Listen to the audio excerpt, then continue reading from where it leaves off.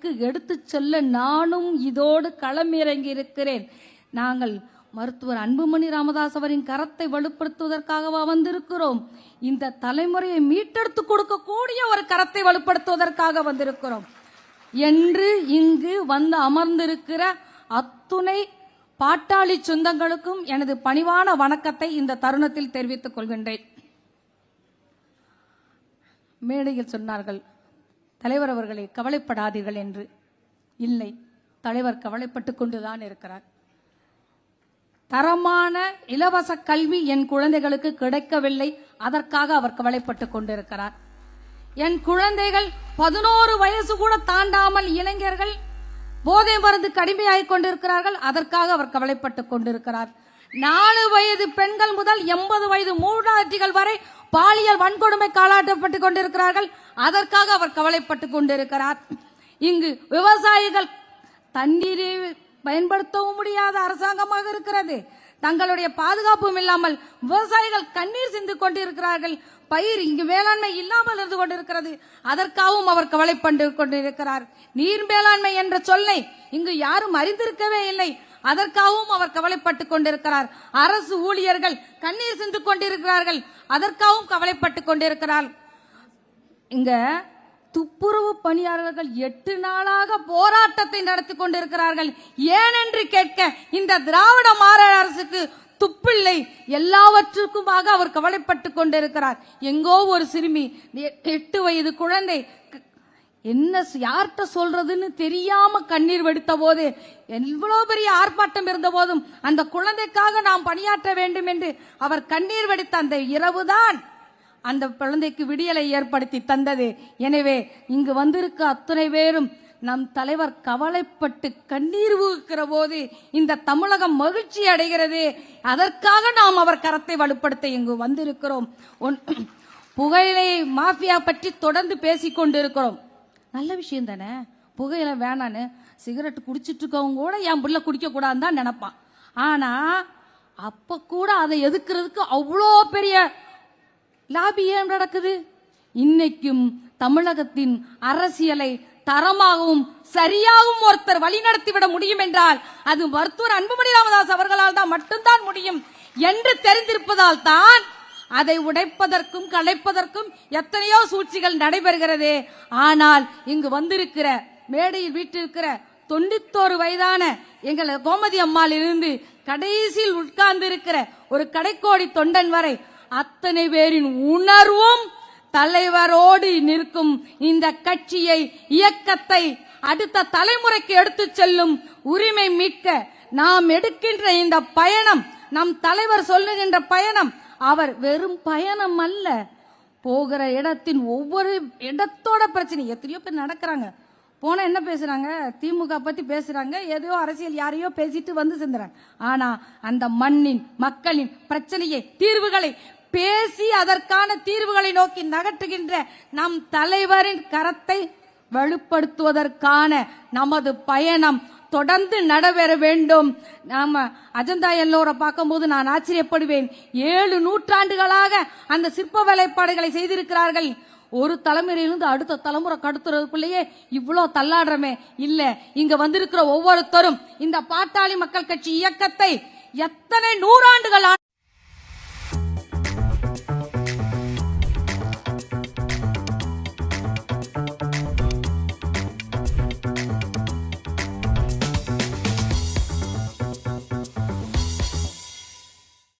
தமிழகம் காப்போம். நன்றி, வணக்கம். பாட்டாளி மக்கள் கட்சியினுடைய பொதுச் செயலாளர் மரியாதைக்குரிய வடிவேல் ராவணன் அவர்கள், நீங்கள் ஆவலோடு எதிர்பார்த்து கொண்டிருக்கின்ற வருங்கால தமிழகம், தமிழகத்தின் விடிவெள்ளி, தமிழகத்தின் அரசியல் மாற்றத்தை உருவாக்க இருக்கின்ற, நாளைய தலைமுறையை எழுத இருக்கின்ற நம்முடைய மருத்துவர் சின்னையா அவர்கள் சிறப்புரையாற்றுவார்கள்.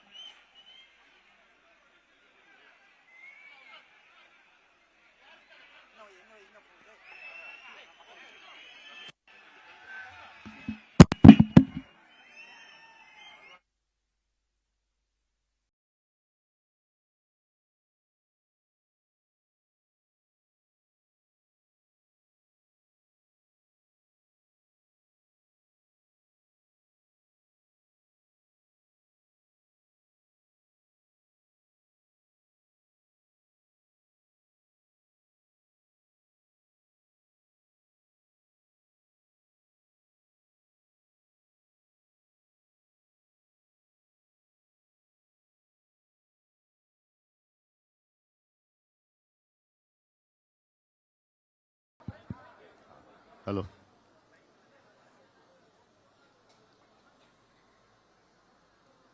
பாட்டாளி மக்கள் கட்சியின் மாநில பொதுக்குழுவிற்கு வருகை தந்து எனக்கு முன்பு பேசி அமர்ந்த பாட்டாளி மக்கள் கட்சியின் பொதுச் செயலாளர் மரியாதைக்குரிய திரு வடிவேல் ராவணன் அவர்களே, பொருளாளர் அருமை சகோதரி திலகபாமா அவர்களே,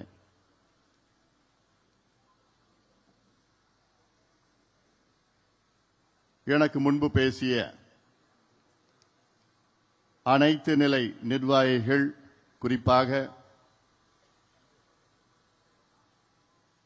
கிழக்கு மண்டல இணை பொதுச் செயலாளர் வைத்தி அவர்கள், உழவர் பேரியக்கத்தின் மாநில தலைவர் ஆலயமணி அவர்கள், செயலாளர் முன்னாள் சட்டமன்ற உறுப்பினர் வேலுச்சாமி அவர்கள், வன்னியர் சங்கத்தின் மாநில செயலாளர் முன்னாள் சட்டமன்ற உறுப்பினர் கார்த்திக் அவர்கள், சமூக நீதி பேரவையின் மாநில தலைவர் வழக்கறிஞர் பாலு அவர்கள், முன்னாள் மத்திய ரயில்வே துறை இணை அமைச்சர் அரங்கவேலு அவர்கள், முன்னாள் மத்திய சுகாதாரத்துறை இணை அமைச்சர் NT சண்முகம் அவர்கள், மகளிர் சங்கத்தின் முன்னாள் சட்டமன்ற உறுப்பினர் சக்தி கமலாம்பாள் அவர்கள், நிர்மலா ராசா அவர்கள், காசாம்பு பூமாலை அவர்கள், மதுரையிலிருந்து இந்த பொதுக்குழுக்காக வருகை தந்திருக்கின்ற நம் கட்சியினுடைய மூத்த முன்னோடி மரியாதைக்குரிய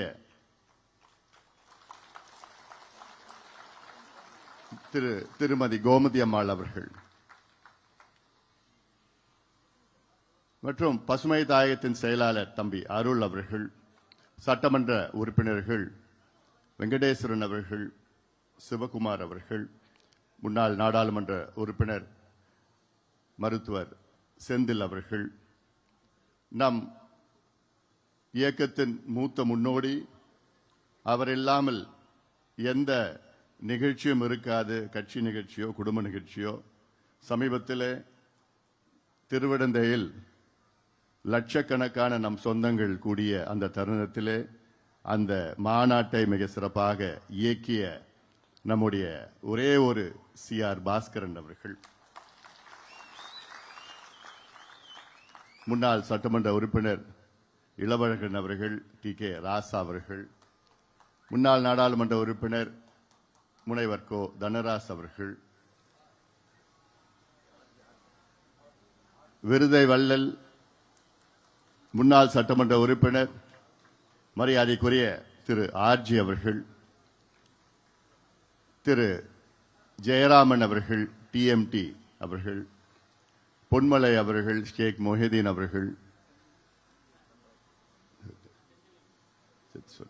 மற்றும் மேடையில் இருக்கின்ற இங்கே இந்த பொதுக்குழுவை மிக சிறப்பாக ஏற்பாடு செய்த நம்முடைய இங்கே பகுதியில் உள்ள மாவட்ட செயலாளர் ஏழுமலை அவர்கள், தலைவர் கணேசமூர்த்தி, ராதா, வாசு, தட்சிணா போன்ற அனைத்து நிலை நிர்வாகிகளுக்கும், இந்த பொதுக்குழுவுக்கு வருகை தந்திருக்கின்ற மாநில, மாவட்ட, ஒன்றிய, நகர, பேரூர் நிர்வாகிகள், பொதுக்குழு உறுப்பினர்கள். हाय भैया, हाँ ईशा, मुझे थोड़े पैसे चाहिए थे भैया। वो प्रोजेक्ट के लिए ना कुछ सामान खरीदना था, इसलिए। भेजता हूँ। मेस के भी पैसे। ओके, भेजता हूँ। और हाँ भैया, वो मैथ्स ट्यूशन टीचर के पैसे भी। अपना फोन चेक कर। राखी का एक गिफ्ट भेजा है, भीम UPI सर्कल। एक्सेप्ट कर ले। तुझे मेरे भीम UPI सर्कल में ऐड किया है, और जब भी तुझे पैसों की जरूरत हो स्कैन करके पेमेंट कर ले, मेरे अकाउंट से हो जाएगा। कुछ रिश्ते सवाल नहीं करते, बस साथ देते हैं। भीम, भारत का अपना पेमेंट्स ऐप। பிழை தொடர வேண்டும் என்று ஒருமனதாக நீங்கள் தீர்மானத்தை நிறைவேற்றிய உங்களுக்கு என்னுடைய நன்றிகளை இந்த நேரத்திலே நான் தெரிவிக்கின்றேன்.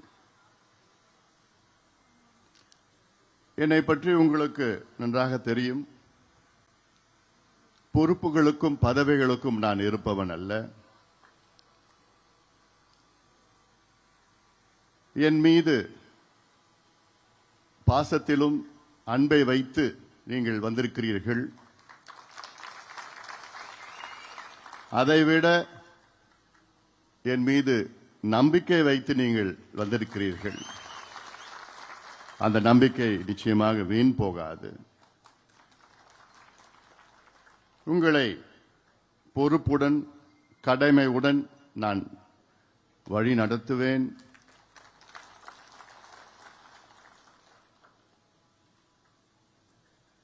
நம்முடைய இனமான காவலர் சமூக நீதி போராளி மருத்துவர் ஐயா அவர்கள் நம்முடைய வழிகாட்டி. அவர்தான் எல்லாம். நம் இயக்கம், நம் கட்சி, இந்த சமுதாயம், அவருடைய கொள்கைகளை நாம் பின்பற்றுகின்றோம். மருத்துவர் ஐயாவுடைய பல லட்சியங்கள், பல கனவுகள், அதை நாம் எல்லோரும் சேர்ந்து நிறைவேற்றுவோம். அதில் மிக முக்கியமானது வன்னியர்களுக்கு தனி ஒதுக்கீடு வேண்டும். தமிழ்நாட்டிலே சாதிவாரி கணக்கெடுப்பு நடத்த வேண்டும். அந்த அடிப்படையிலே அனைத்து நிலை சமுதாயங்களுக்கும், குறிப்பாக பின்தங்கிய நிலையில் உள்ள சமுதாயங்களுக்கு சமூக நீதி பெற வேண்டும், இடஒதுக்கீடு வழங்க வேண்டும் என்ற நோக்கம் மருத்துவர் ஐயாவுடைய லட்சிய கனவுகள். அதுபோன்ற கனவுகள் எல்லாம் நாம் இணைந்து நாம் நிறைவேற்றுவோம். இந்த பொதுக்குழுவிலே பல தீர்மானங்கள் நிறைவேற்றப்பட்டது. அதில் முக்கியமான தீர்மானம் அரசியல் தீர்மானம். இந்த அரசியல் தீர்மானத்தில் முக்கிய முடிவை நாம் எடுத்திருக்கின்றோம். அதில் ஒன்று தெளிவாக இந்த தீர்மானம், இந்த பொதுக்குழு வாயிலாக நாம் சொல்லியிருக்கின்றோம். வருகின்ற சட்டமன்ற தேர்தலில் ஆட்சி செய்து கொண்டிருக்கின்ற திமுக அரசை வெளியேற்றுவோம்.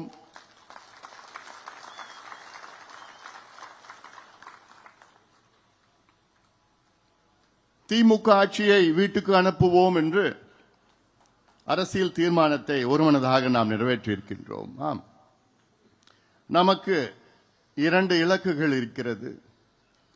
ஒன்று, யார் வர வேண்டும், அடுத்தது யார் வரக்கூடாது.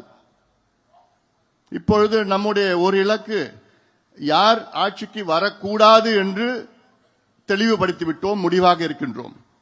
திமுக மீண்டும் ஆட்சிக்கு வரக்கூடாது என்று அதை நாம் தெளிவாக இருக்கின்றோம். அதைத்தான் நான் இந்த நடைபயணத்திலே தெரு தெருவாக, வீதி வீதியாக சொல்லி வருகின்றேன். இவர்கள் வரக்கூடாது, திமுக வரக்கூடாது, திமுக மீண்டும் வரக்கூடாது. இதில் தெளிவாக இருக்கின்றோம். அடுத்தது யார் வர வேண்டும், அது முக்கியமானது. இதை இன்னும் ஒரு சிறு காலத்திலே நாம் முடிவு செய்வோம். நல்ல ஒரு கூட்டணியை அமைப்போம், மெகா கூட்டணியை அமைப்போம், நாம் ஆட்சிக்கு வருவோம். அதில் இன்னும் ஒரு சிறு காலத்திலே அது நடைபெறும். உங்கள் மனதிலே என்ன தோன்றுகிறது என்று எனக்கு நன்றாக தெரியும். உங்களுடைய விருப்பப்படியேத்தான் அந்த கூட்டணியை நாம் அமைப்போம்.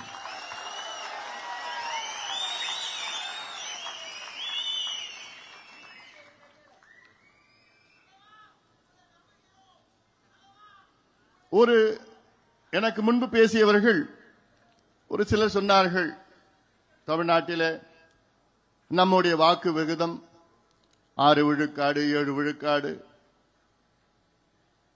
ஆனால் அந்த நேரத்தில் நாம் கூட்டணிக்கு சென்று ஒரு காரணத்தால் தான் அவ்வளவுதான் நாம் பெற முடிந்தது. அதற்கு ஒரு எடுத்துக்காட்டு, இப்போ இந்தியாவிலே தேசிய அளவில் மொத்தம் 100 விழுக்காடு எடுத்துக்கொண்டால் திமுக அதில் 1.25 விழுக்காடு வாக்குகளை தான் திமுக பெற்றிருக்கிறது. தேசிய அளவில் நீங்கள் பார்த்தீர்கள் என்றால் திமுக வெறும் 1.25 வாக்குகள் தான் பெற்றிருக்கிறது. 1.25% வாக்குகள் தான் பெற்றிருக்கிறது. ஆனால் ஒரு மாநிலத்தை ஆளுகின்ற திமுக 40 எம்பிக்கள் வெற்றி பெற்றிருக்கிறது.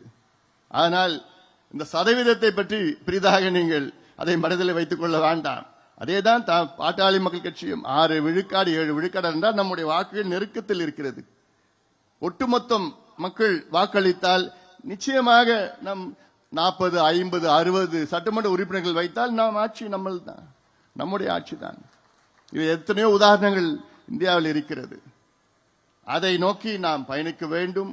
நம்மேல் முதலில் நாம் நம்பிக்கை வைக்க வேண்டும்.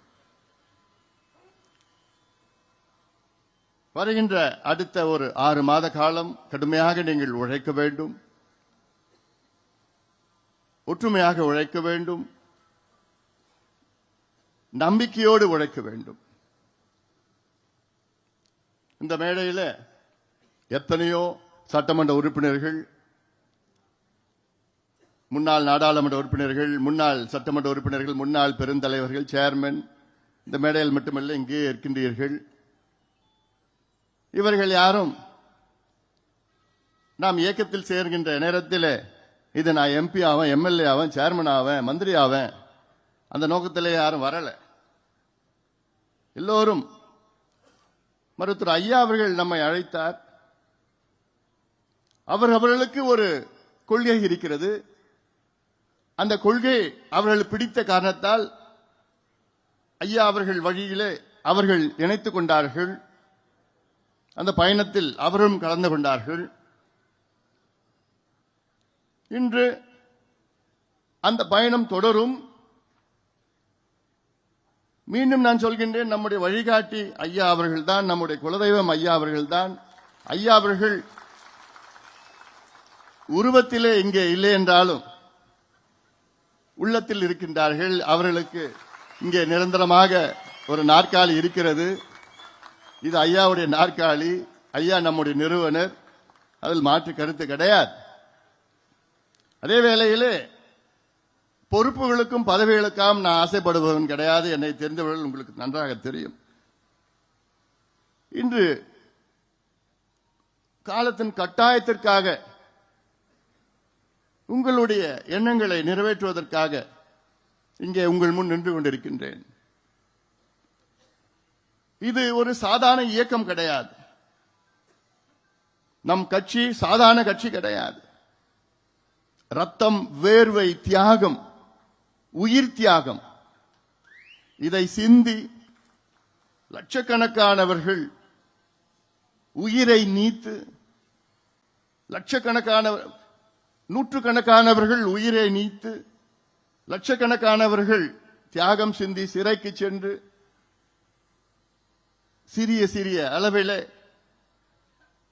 நாம் இயக்கத்தை நாம் வளர்த்துக் கொண்டிருக்கின்றோம். இந்த இயக்கம் அடுத்த கட்டத்துக்கு செல்ல வேண்டும் என்ற நோக்கம். நான் சொல்லியிருக்கின்றேன், ஐயாவுடைய நாற்காலி நிரந்தரமான ஒரு நாற்காலி ஐயாவுக்கு. ஐயாவுடைய நாற்காலி இது. ஐயா எப்போனா இங்க நாற்காலிக்கு வரலாம். நிச்சயமாக வருவார் என்ற நம்பிக்கை எனக்கு இருக்கிறது. சில நேரத்தில் சாமி கொஞ்சம் கோபம் வந்துடும். அப்போ என்ன பண்ணணும்? திருவிழா எடுப்போம், நெருப்பு மெதிப்போம், என்னென்னமோ காவடி எடுப்போம், என்னென்னமோ செஞ்சிட்டு இருப்போம். இதுல என்ன பிரச்சனைனா பூஜாரி தான் பிரச்சனை.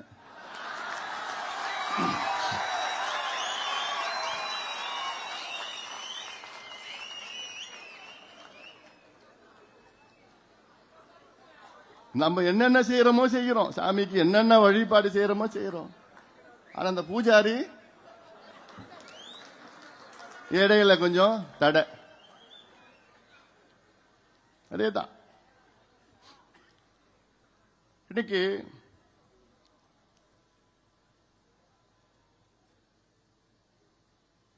ஐயா அவர்கள் ஒரு தேசிய தலைவர்,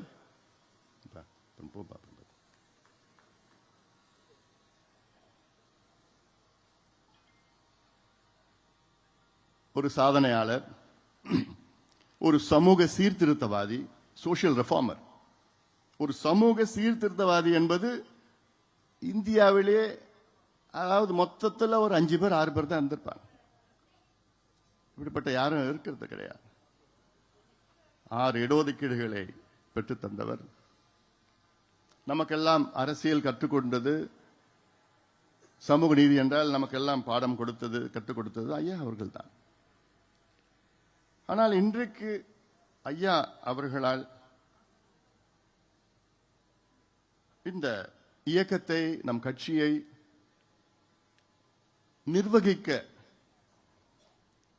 அதில் ஒரு சூழல் இருக்கிறது. இது சில செய்திகள் என்னால் வெளியில் சொல்ல முடியாத ஒரு சூழல். அந்த காரணத்துக்காகத்தான் நான் ஒன்னும் ரொம்ப பிடிவாதக்காரன் கிடையாது.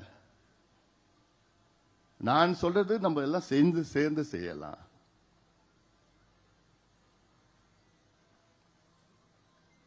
இதுவே ஒரு 5-6 ஆண்டுகளுக்கு முன்பு இப்படி ஒரு சூழல் இருந்ததுன்னா நான் யோசிக்கவே போறது கிடையாது.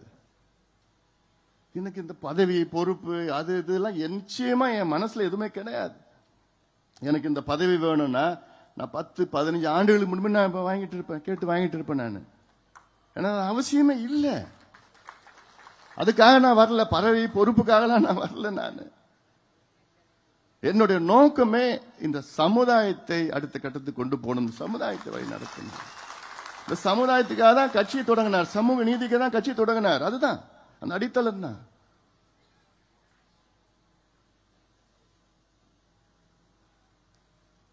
இன்னைக்கு ஐயாவை சுத்தி இருக்கின்ற ஒரு சில சுயநலவாதிகள் என்னன்னு சொல்றதுன்னு தெரியல. இல்ல குள்ளநெறி கூட்டமா, தீய சக்திகளா, பூஜாரியா,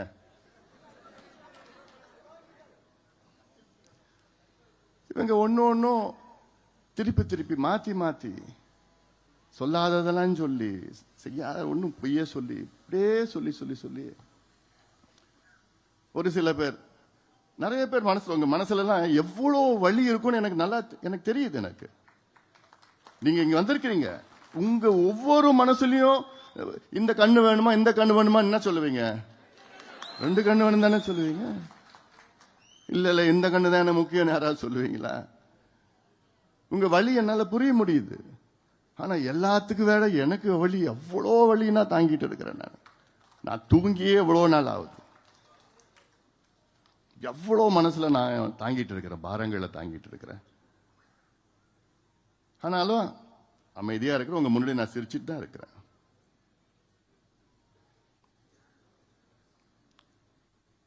ஏன்னா ஒரு தலை பக்கமா செய்திகள் வெளியில வந்துட்டு இருக்குது. தினம் ஏதாவது ஒரு செய்தி, தினம் நம்மளை பத்தி, அது நம்மளை பத்தி, என்ன பத்தி, இப்படி பண்ணிட்டான், இதை செஞ்சிட்டான், அப்படி செஞ்சிட்டான். ஆனா அதை மறுத்தோ அதை பத்தி பேசி அப்படி பண்ணனா அது அப்படி நானும் அதை பத்தி தான் பேசினா அப்புறம் ஐயா பேர் கெட்டு போயிடும். நம்ம இயக்கம் நம்ம சமுதாயத்திற்காக எல்லாத்தையும் நான் தாங்கிட்டு தான் இருக்கிறேன். அதனால 2 பேரும் சேர்ந்து போட்டதானே சண்டை. அது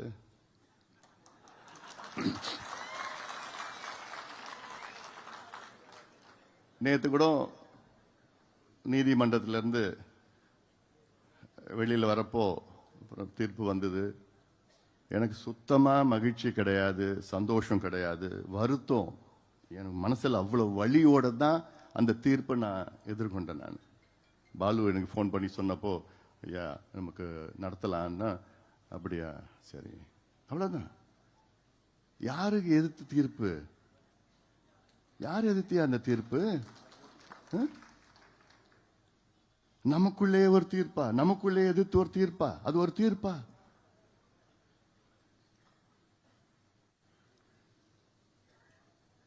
அதனால இது நமக்கு ஏதோ வெற்றி அப்படிலாம் நிச்சயமா என்னை பொறுத்த வரைக்கும் வெற்றி கிடையாது. இது இது நம்ம குடும்பம், நம்ம எல்லாம் குடும்பம், இவ்வளவு பெரிய குடும்பம், நம்ம கட்சி, நம்ம குடும்பம்.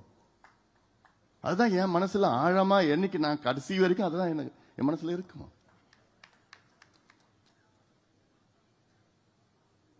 நான் உங்களுக்கு தெரியும் என்னை பத்தி, மீடியாவை, ஊடகத்தை மணி கணக்கில் நான் சந்திச்சு நான் பேசுவேன். மீடியானா இது கேளு, எத்தனை கேளுன்னா கேளு, நான் பேசுறேன், நான் சொல்றேன், என்ன வேணா கேளு. இன்னைக்கு நான் மீடியா சந்திச்சு 2 மாசம் ஆகுது. ஏன் என் வாயில ஏதாவது ஒண்ணு பிடிங்கி அதை திருப்பி திருப்பி திருப்பி திருப்பி போட்டுட்டு இருப்போம், ஒண்ணுமே இருக்கு. ஆனா இதே மீடியா, நானும் நடக்கிறேன், திருப்போரூர்ல நடக்கிறேன், செங்கல்பட்டுல நடக்கிறேன், உத்தரமேரூர்ல நடக்கிறேன், கும்மிடிப்பூண்டியிலையும் திருவள்ளூர்லயும், அதெல்லாம் போட மாட்டாங்க, போடுறாங்க. ஆனா அதுக்கு அதெல்லாம் அவங்களுக்கு முக்கியத்துவம் கிடையாது. திருப்போரூர்ல, திருவள்ளூர், கும்மிடிப்பூண்டி பகுதியில் பாவம் அந்த மக்கள் 1704 ஏக்கரை இழக்கிறாங்க. அதுல ஒரு அம்மா, நான் போயிட்டு வந்து அடுத்த நாள் அந்த அம்மாவுக்கு ஹார்ட் அட்டாக் வந்து இறந்துட்டாங்க. அந்த என் நிலம் 3 ஏக்கர் தான், இறந்துட்டாங்க. ஐயோ, என் நிலத்தை எடுத்துக்கிறாங்களே, என் நிலத்தை. இதெல்லாம் செய்தி கிடையாது. ராணிப்பேட்டைக்கு போறேன், அங்க ஆயிரக்கணக்கான மக்கள் தினம் அந்த குரோமியம் கழிவுகளை நிலத்தடி நீர் மூலமா குடிச்சிட்டு இருக்கிறாங்க, சுவாசிச்சு இருக்கிறாங்க. பெர்மிசிபிள் லிமிட் ஆஃப் குரோமியம் வந்து 0.05 milligram per liter, 0.05 milligram per liter. ஆனா அங்க 277 milli. I miss drumming here.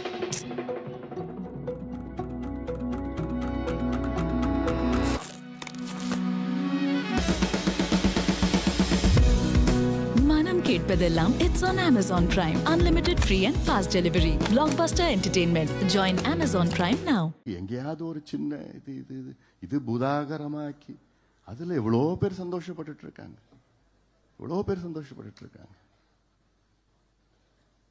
அதனால நீங்க தைரியமா இருங்க, நம்பிக்கையோடு இருங்கள். நான் இருக்கிறேன், உங்களுக்காக நான் இருக்கிறேன். உங்களை என்னைக்குமே நான் விட்டு கொடுக்க மாட்டேன், என்னைக்குமே உங்களை நான் விட்டு கொடுக்க மாட்டேன். காரணம் நீங்கள் போராளிகள், ஒவ்வொருவரும் நீங்கள் போராளிகள். நான் உங்களில் ஒருவன். நான் ஏதோ மேடையில் இருக்கிற மட்டும் இல்லை, நான் அங்க எனக்கு ஆசைனா நான் அங்க கீழே உட்காரணும் உங்க கூட. அதான் என்னுடைய நோக்கம், என்னுடைய ஆசை. நான் இந்த நேரத்தில் இன்னைக்கு உங்களை வழி நடத்தணும், நல்ல வழியில் வழி நடத்தணும். அடுத்த கட்டத்துக்கு நாம் செல்றோம், நம்முடைய இலக்குகளை அடைய வேண்டும், அந்த நோக்கம்தான். ஒரு சில முன்னோடிகள் கூட என்கிட்ட வந்து, ஐயா ஏன்யா பேசக்கூடாதா, பேசினா சரியா போயிடுமே. எல்லாருடைய மனசுல இருக்குதான், நிச்சயமா அது நியாயமான கேள்விதான். பேசிட்டா என்ன, பேசாம என்ன இருக்கு. நான் 1 முறை 2 முறை கிடையாது, 40 முறைக்கு மேல நான் பேசியிருக்கிறேன். நான் பேசாமலாம் இல்லை, நேத்து கூட நான் பேசியிருக்கிறேன். நான் எல்லாரையும் வச்சுக்கிட்ட குடும்பம் வச்சு பேசிட்டு இருக்கிறோம், உறவுகள், நண்பர்கள், தெரிஞ்சவர்கள், வெல் விஷர்ஸ் சொல்வார்கள், இவங்க எல்லாரையும் வச்சு நான் பேசிதான் இருக்கிறேன். ஆனா என்ன, காலையில் ஐயா சரின்னு சொல்லுவாரு, அப்புறம் நம்ம பூஜாரி இருக்காங்கல்ல, இவனுங்க போய் அங்க போய் இல்லை அப்படின்னு சொன்ன அடுத்த நாள் காலையில் இல்லை நான் அப்படி சொல்லலைன்னு சொல்லி, அப்புறம் 3 நாளுக்கு அப்புறம் மறுபடியும் பேசி கெஞ்சி இல்லை என்ன, நான் எனக்கு என்ன வேணும், எனக்கு ஐயாவோட மானம் மரியாதை அதுதான் நமக்கு. அதை விட நமக்கு என்ன இருக்குது,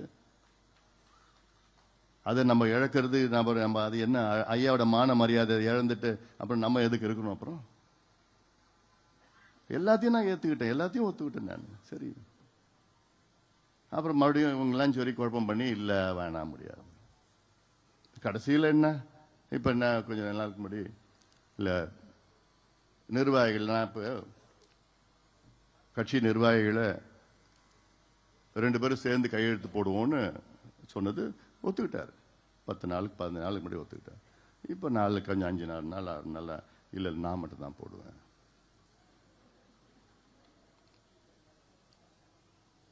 அது நான் என்னால நிச்சயமா ஒத்துக்க முடியாது.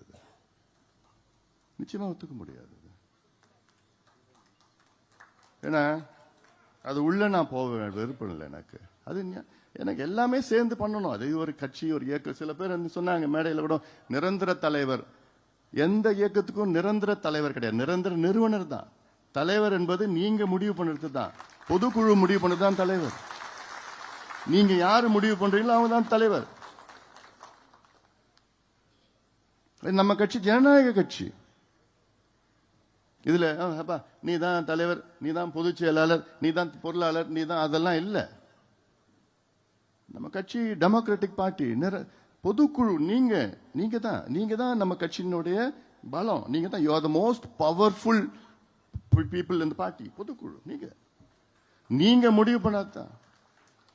நீங்க கடந்த முறை என்னை தேர்வு செய்தீர்கள், 3 ஆண்டு காலம் எனக்கு கொடுத்தீர்கள். இன்று இன்னும் 1 ஆண்டு காலம் எனக்கு மீண்டும் தலைவர் பொறுப்பை நீங்கள் கொடுத்திருக்கிறீர்கள். அதனால இதெல்லாம் ஏன்னா எனக்கு என்னன்னா, எனக்கு எவ்வளோ ஒரு பக்கம் எனக்கு கஷ்டம், வருத்தம், தூக்கம் இல்லை, என் கண்ணெல்லாம் பார்த்தாலே தெரியுது. என்ன கேட்பேன், என்னப்பா இவ்வளோ சூப்பரா எவ்வளோ இழைச்சிட்டேன்னு கேட்பேன். நான் இழைக்கல, அது தானா இழைச்சிச்சு. ஏன்னா காலையில எழுந்தா இதுதான் ஞாபகம், தூங்குறப்போ இதுதான் ஞாபகம். என்னடா சில நேரத்தில் என்னடா நம்ம பண்ணிட்டு இருக்கிறோம், என்ன யார் கூட இந்த நேரத்துல களத்துல திமுகவை எதிர்த்து எவ்வளவு நம்முடைய கோபம், வேகம், உணர்வு, உழைப்பு, ரத்தம் எல்லாமே அவங்க எதிர்த்து அவனை விரட்டி அடிக்கணும்னு அந்த வேகத்துல நம்ம இருக்கணும், இன்னைக்கு களத்துல இருக்கணும். ஆனா நமக்குள்ள பதிவு போட்டுக்கிட்டு, நமக்குள்ள வழக்கு போட்டுக்கிட்டு, நமக்குள்ள பேசிக்கிட்டு, விமர்சனம் செஞ்சுக்கிட்டு, நமக்குள்ள பேட்டி கொடுத்துக்கிட்டு, இதெல்லாம் என்னால தாங்கிக்க முடியல. நான் கனவுல கூட இப்படி நடக்குமா நான் நினைக்கவே இல்லை இதெல்லாம். ஆனாலும் ஏன் நான் பிடிவாதமா கிடையாது, உறுதியா இருக்கிறேன். பிடிவாதம் கிடையாது, உறுதியா ஏன் இருக்கிறேன். இது நம்முடைய அமைப்பு. இந்த அமைப்பு நான் மீண்டும் சொல்றேன், இது ரத்தம், வேர்வை, தியாகம் சிந்தி வளர்ந்த இயக்கம். இது ஏதோ ஒருத்தர் பண்ணது கிடையாது. எல்லாமே இங்க மேடையில் இருக்கிறவங்க, நீங்க வீட்டில் இருக்கிறவங்க, கிராமத்தில் இருக்கிறவங்க, பாரு நம்ம மூத்தவர்கள், அவங்க தான் நம்ம முன்னோடிகள் சொல்றாங்களா, அவங்க தான் எல்லாமே. அப்ப அந்த காலத்துல எல்லாமே உழைச்சு வச்சு வந்தது. ரிவர்சபிள் டாப் மற்றும் 20 வருட வாரண்டியுடன் கூடிய கர்லான் டியூரெஸ்ட். உங்க மெத்தையோட டாப்பை ஃபர்ம், சாஃப்ட்னு 2 பக்கமும் யூஸ் பண்ணுங்க. உங்க லைஃப் ஆயிடும் ஹூலா ஹூலா.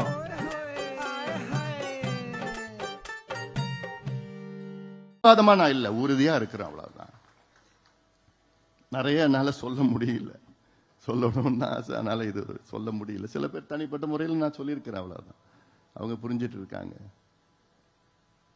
அதனால மீண்டும் சொல்றேன், நான் நம்ம எல்லாம் ஒன்றாக களத்தில் இருப்போம். உங்களை எல்லாம் இன்னைக்கு பார்க்கறதுல எனக்கு ரொம்ப ரொம்ப சந்தோஷம்.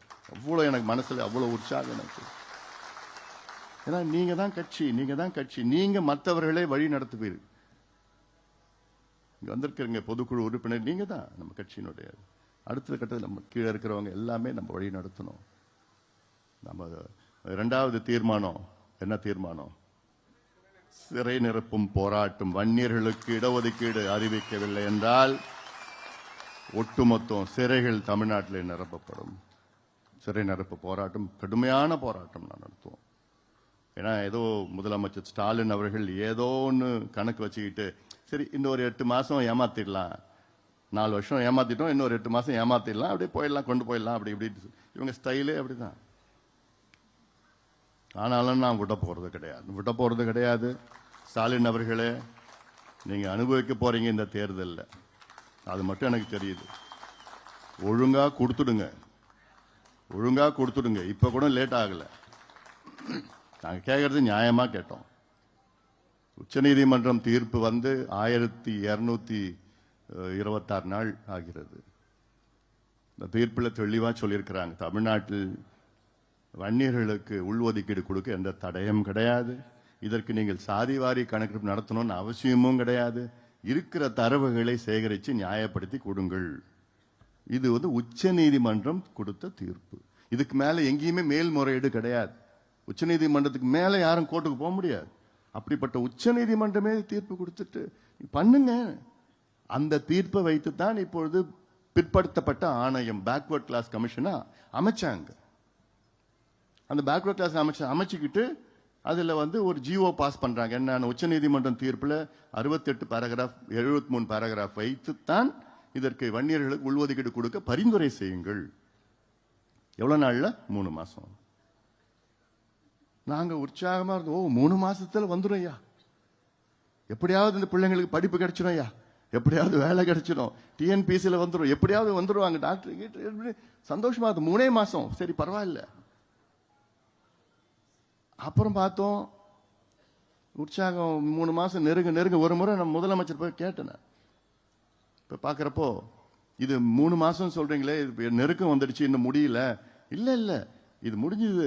அடுத்தது வந்தா கூட நான் ஒரு ஸ்பெஷல் அசம்பிளி செஷன் வைக்கிறேன், ஸ்பெஷல் செஷன் வைக்கிறேன் சொல்றாரு முதலமைச்சர். என்கிட்ட சொல்றாரு, ஓ இதெல்லாம் நான் நம்பணும். நான் எவ்வளோ இப்ப தெரியுது.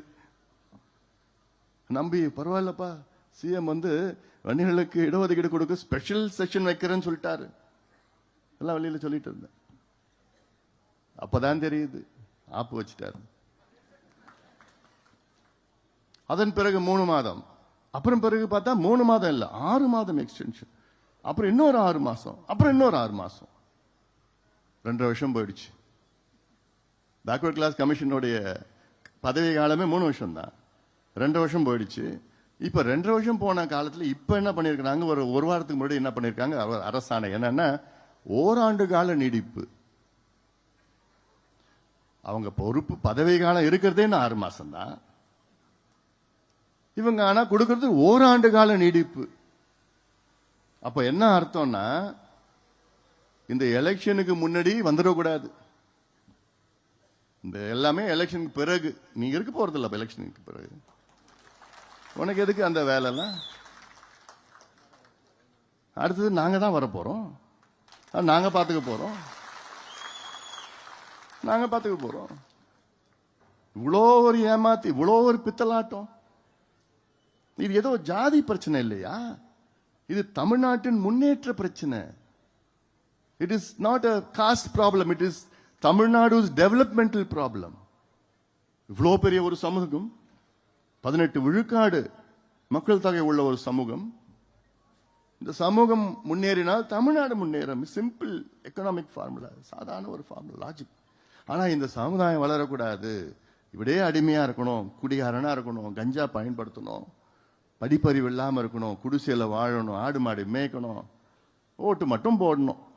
தேர்தல் வந்ததுன்னா பாட்டிலும் காசும் கொடுப்பாங்க, ஓட்டு போட்டுட்டு இவங்க ஆட்சியில இவங்க குடும்பம் சந்தோஷமா இருக்கணும், கொள்ளடிச்சிட்டு இருக்கணும்.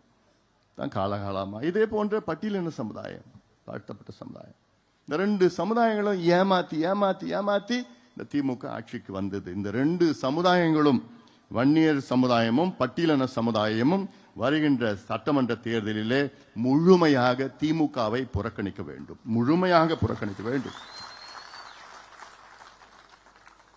ஏனால் இந்த 2 பெரிய சமுதாயங்களுக்கு தொடர்ந்து துரோகங்களை ஸ்டாலின் அவர்கள் செய்து வருகின்றார்கள்.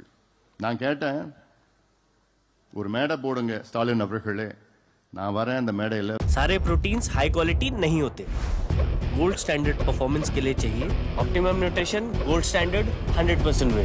इसका मेन इंग्रेडिएंट है whey protein isolate. Excess carbs, fats और लैक्टोज को वे प्रोटीन से आइसोलेट किया जाता है,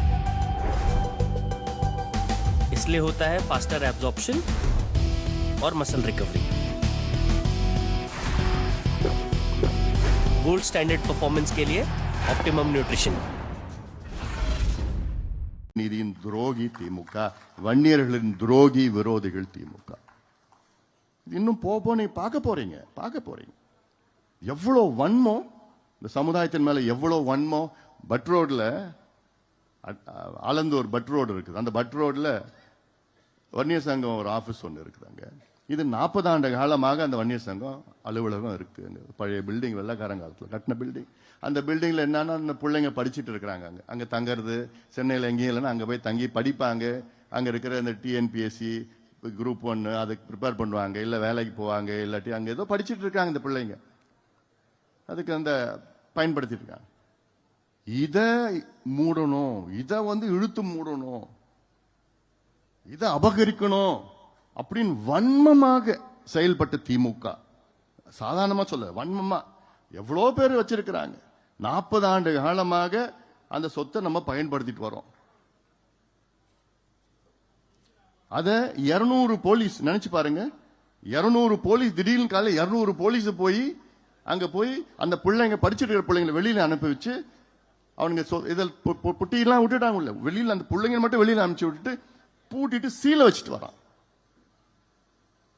கொஞ்ச நாளுக்கு முன்னாடி 40 ஆண்டு காலம் வன்னியர் சங்கம் ஆபீஸ் அது. அங்க படிச்சுட்டு இருக்காங்க பிள்ளைங்க. அப்போ உனக்கு வேற எந்த சொத்தும் எவ்வளோ பேர் கொள்ளடிச்சிட்டு இருக்கிறாங்க, அதெல்லாம் ஒண்ணு கண்ணுக்கு படல. ஒரு வன்னியர் சங்கம் பில்டிங், வன்னியர் பிள்ளைங்க பசங்க படிக்கிறது, அதை தான் நீ மூடணும், பூட்டு போட்டு சீல் போட்டு போடணும். எங்கிருந்தே வந்தது இந்த சமுதாயத்து மீது இவ்வளோ வன்மம், இவ்வளோ கோவம் இந்த சமுதாயத்து மேல? என்ன உனக்கு என்ன துரோகம் பண்ணாங்க இந்த சமுதாயம்? அதன் பிறகு பாலு கூப்பிட்டு வச்சு என்ன பண்றீங்களோ தெரியாது, அதை திறங்கன்னு சொல்லி அடுத்த நாள் ஹைகோர்ட்டுக்கு போய் அடுத்த நாளே அந்த சீலை உடைச்சி வை. அன்னைக்கு லஞ்ச் மோஷன், அன்னைக்கு மத்தியானமே லஞ்ச் மோஷன் கோர்ட்ல மூவ் பண்ணி முடியாத சீலை உடைச்சி பிள்ளைங்க உள்ள அனுப்பிச்சு விட்டது அன்னைக்கு. ஆனா அதை விட நிறுத்தல திமுக. என்ன பண்ணாங்க? உச்ச நீதிமன்றம். நினைச்சு பாருங்க, இது ஒரு சாதாரண ஒரு விஷயம்.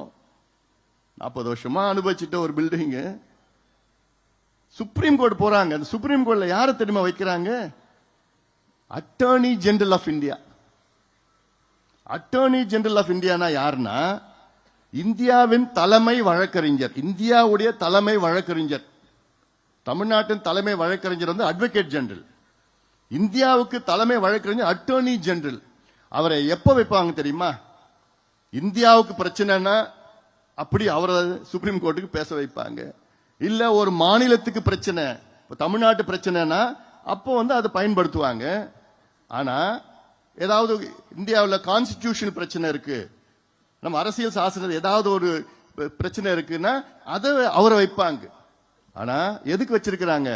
பட் ரோட்ல வன்னியர் சங்க ஆபீஸ மூடிட்டாங்க. அதை திருப்பி கொடுக்கணும்னு உச்ச நீதிமன்றத்தில் அட்டர்னி ஜெனரல் அவங்க பயன்படுத்துறாங்க திமுக அரசு. அவ்வளோ வன்மம். ஆனாலும் நம்ம விட்டுடுவோமா?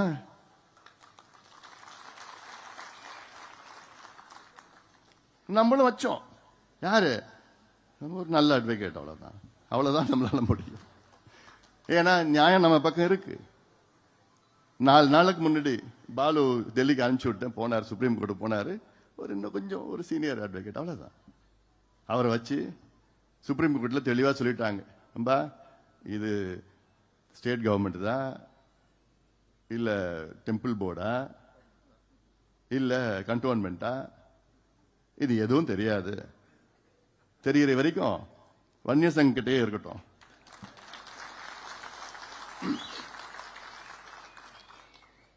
வழக்கு நடத்துங்க. அது எப்படியாவது ஒரு 3-4 வருஷம் ஆயிடும். அதுக்குள்ள இவங்க இருக்க போறதில்ல. அப்போ இது மாதிரி எவ்வளோ உதாரணங்கள் இருக்கு. ஏன்னா ஏன் இந்த சமுதாயம் என்ன உங்களுக்கு பண்ணுச்சியா? இன்னைக்கு நீங்க வச்சிருக்கிற 127 எம்எல்ஏல 23 எம்எல்ஏ அதிகமா எம்எல்ஏ கொடுத்து இந்த சமுதாயம் தான் உங்களுக்கு, திமுகவுக்கு 5 எம்பி கொடுத்துள்ள இந்த சமுதாயம் உங்களுக்கு. அப்புறம் ஏன் இந்த சமுதாயத்தை நீங்க துரோகம் பண்ண நீங்க துடிக்கிறீங்க? என்ன உங்க நினைப்பு அதுல? அதனால்தான் நான் கேட்கிறேன். சட்டம் இருக்குது, அதிகாரம் இருக்கிறது, எல்லாம் இருக்குது. ஆனா மனசு மட்டும் ஸ்டாலின் அவர்களுக்கு இல்ல. இந்த சமுதாயம் வளரக்கூடாது, முன்னேறக்கூடாது. இது மட்டும் இல்ல, பட்டியலின சமுதாயம் வளரக்கூடாது, முன்னேறக்கூடாது. இதே நோக்கம்தான்.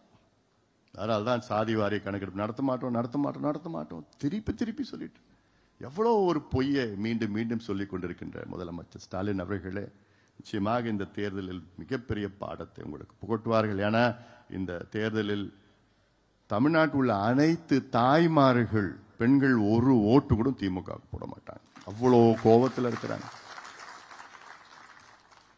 பெண்களுக்கு பாதுகாப்புனா, பெண்கள்னா என்ன, சின்ன பிள்ளைகளையா, பெண் பிள்ளைகள், 4 வயசு பெண் குழந்தைகளுக்கு பாதுகாப்பு இல்லை, 8 வயசு பெண் குழந்தைகளுக்கு பாதுகாப்பு இல்லை. தினம் செய்திகள் வந்துட்டு இருக்கு.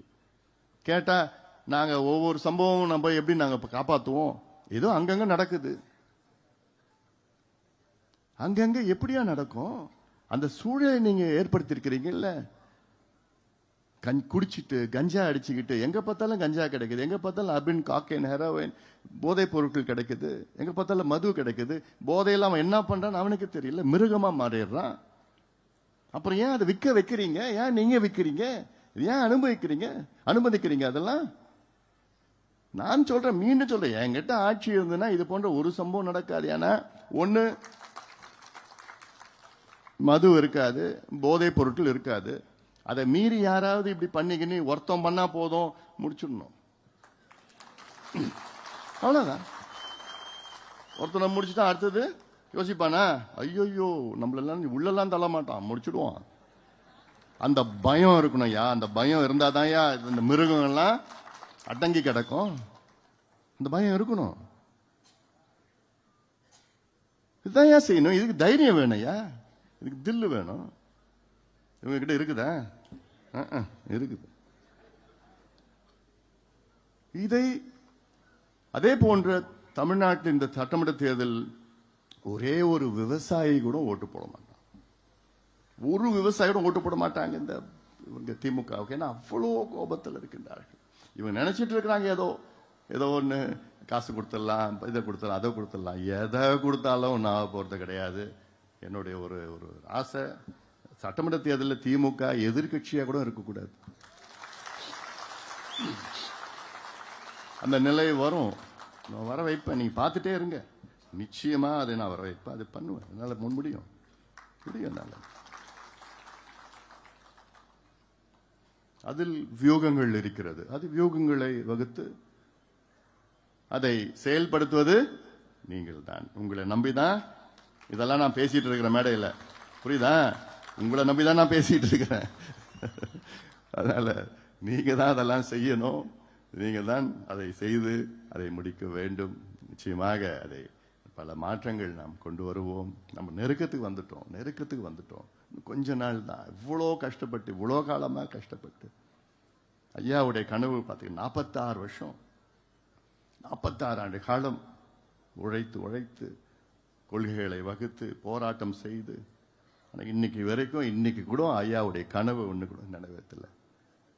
இடஒதுக்கீடு 20% நமக்கு ஒட்டுமொத்தமாக கிடைச்சி வாங்கியிருக்கு. ஆனாலும் இந்த சமுதாயத்துக்கு தனியாக கிடைக்கணும். பட்டியலின மக்களுக்கு 2 விழுக்காடு கூடுதலாக இருக்க வேண்டும். வன்னியர்கள் போன்று இருக்கின்ற மற்ற சமுதாயங்களுக்கு அதுக்கு அவங்க சமுதாயத்துடைய சமூக பின்தங்கிய நிலை, மக்கள் தொகைக்கு ஏற்ப அவர்களுக்கு இடஒதுக்கீடு, அவர்களுக்கு நலத்திட்டங்கள், அவர்களுக்கு வேலை வாய்ப்புகள் இதெல்லாம் உருவாக்கு. அதெல்லாம் நம்மள மட்டும்தான் செய்ய முடியும். ஏன்னா நமக்கு அது உணர்வு பூர்வமா நமக்கு நம்ம டிஎன்ஏல இருக்கு, ரத்தத்தில் இருக்கு, டிஎன்ஏல இருக்குது. இதெல்லாம் செய்யணும், அந்த மக்களுக்கு செய்யணும்னு என்னோட டிஎன்ஏல இருக்கு. மற்ற எந்த கட்சிக்கும் அது மாதிரி எண்ணமும் கிடையாது, அபிப்பிராயம் கிடையாது, எண்ணம் கிடையாது. அவங்க மற்ற கட்சியெல்லாம் அந்த தேர்தல் எப்படி வெற்றி பெறலாம், எப்படியாவது ஜெயிக்கணும். நம்ம அப்படி கிடையாது. எப்படி என்னாலும் சரி நம்ம அணுகணும், வேகமா செய்யணும். ஆனாலும் அதே நேரத்திலே வருகின்ற தேர்தலில் மிகப்பெரிய வெற்றியை நாம் அடைய போகின்றோம். அந்த நம்பிக்கை நிச்சயமாக எனக்கு இருக்கிறது, உங்களுக்கும் இருக்க வேண்டும். அதனால இதையெல்லாம் நீங்கள் மனதில் ஏற்றுங்கள். ஒரு வாரத்துக்கு முன்பு வந்து டெல்லியில் எலெக்ஷன் கமிஷன்ல இருந்து எனக்கு ஒரு லெட்டர் வந்தது. அந்த லெட்டர்ல என்ன சொல்லியிருக்குன்னா, மாம்பழம் சின்னம் நமக்கு கொடுத்துருக்குறாங்க.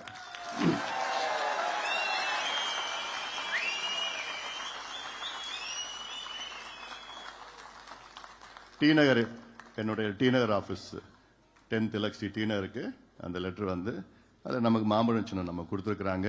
அந்த மாம்பழம் சின்னத்தை பயன்படுத்தி நம்ம பீகார் சட்டமன்ற தேர்தல், தமிழ்நாடு சட்டமன்ற தேர்தல், பாண்டிச்சேரி சட்டமன்ற தேர்தலில் நம்ம போட்டியிடலாம்னு சொல்லிட்டு நம்ம கொடுத்துருக்குறாங்க.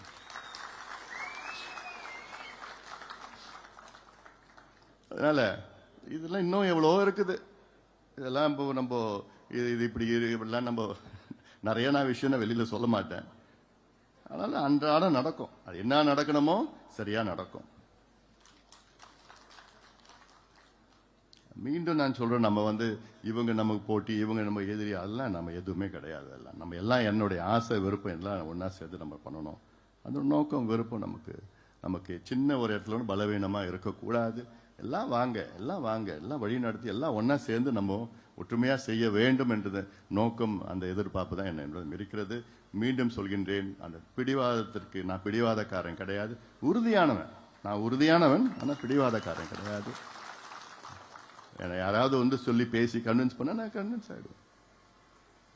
இன்னைக்கு இருக்கிற சூழல் அப்படிப்பட்ட சூழல் இருக்கிறது. அதனால மீண்டும் பல செய்திகள் என்னால வெளியில சொல்ல முடியாது, சொல்ல போறதும் கிடையாது. ஆனாலும் அதே வேளையில என்னென்ன செய்ய வேண்டுமோ அதை நான் செய்வேன். உங்களை நிச்சயமாக ஒரு பொழுதும் நான் விட்டுக் கொடுக்க மாட்டேன். நீங்க மேடையில் இருக்கின்றவங்க யாருமே, நிர்வாகிகளும் சரி, யாரையும் நான் என்னால் விட்டுக் கொடுக்க முடியாது.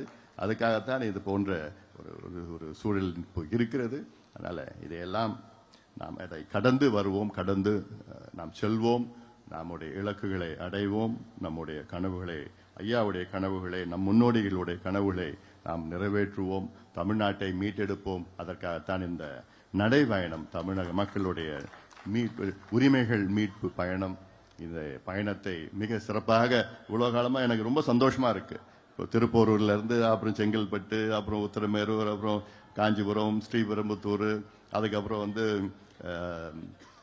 மதுரவாயில் பண்ணோம், அப்புறம் அம்பத்தூர் பண்ணோம், கும்மிடிப்பூண்டி, திருவள்ளூர், அதுக்கப்புறம் திருத்தணி, அதுக்கப்புறம் சோளிங்கர், ராணிப்பேட்டை, வேலூர், வாணியம்பாடி, திருப்பத்தூர் மன்மதராசா மழையில நிக்க வச்சிட்டாரு.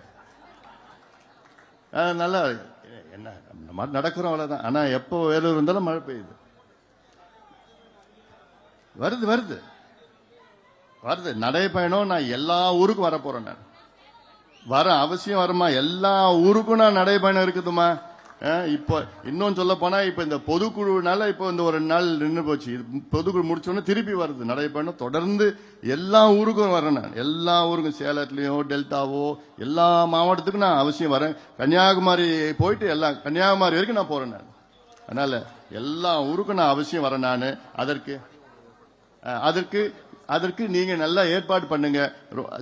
எனக்கு ஒரே ஒண்ணு, இந்த நடைபயணத்துல என் தம்பிகளுக்கு ஒரே ஒரு வேண்டுகோள். என் தங்கைகள் எப்பவுமே நல்ல டீசெண்டா, எப்பவுமே நல்ல சந்தோஷம் இருப்பாங்க. என் தம்பிகள் என்ன பண்ணிடுறான், நடைபயணத்துல சைடுல நின்னுக்கிறான்.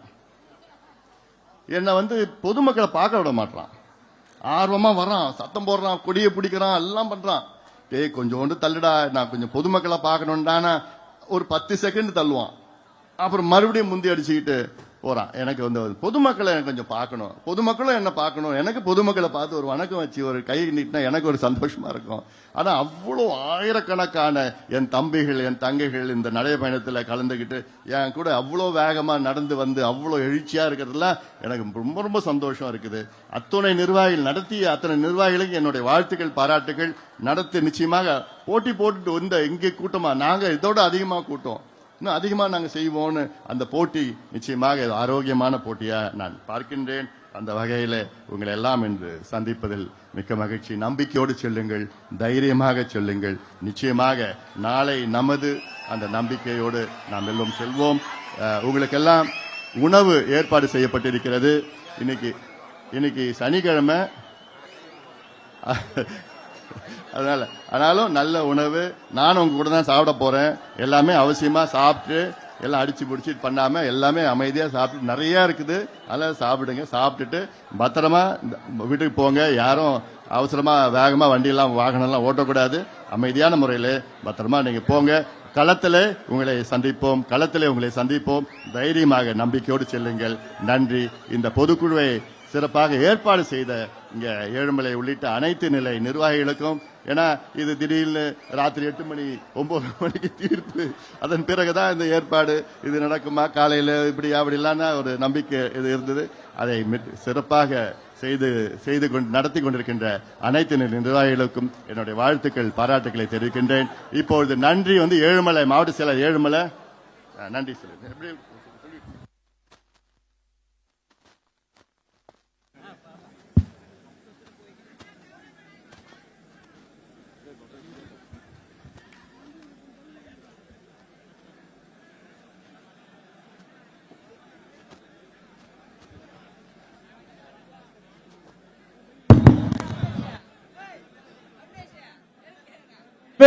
உலகமே திரும்பி பார்க்கும் அளவுக்கு மக்கள் உரிமை மீட்பு பயணம் நடத்தி கொண்டு செயல்பட்டிருக்கும் நம்முடைய தலைவர் மருத்துவர் சின்னையா 50 ஆண்டில் செய்யாத சாதனையை சுகாதாரத்துறையிலே 5 ஆண்டில் செய்து முடித்த நம்முடைய தலைவர் சின்னையா அவர்களுக்கும் நன்றி.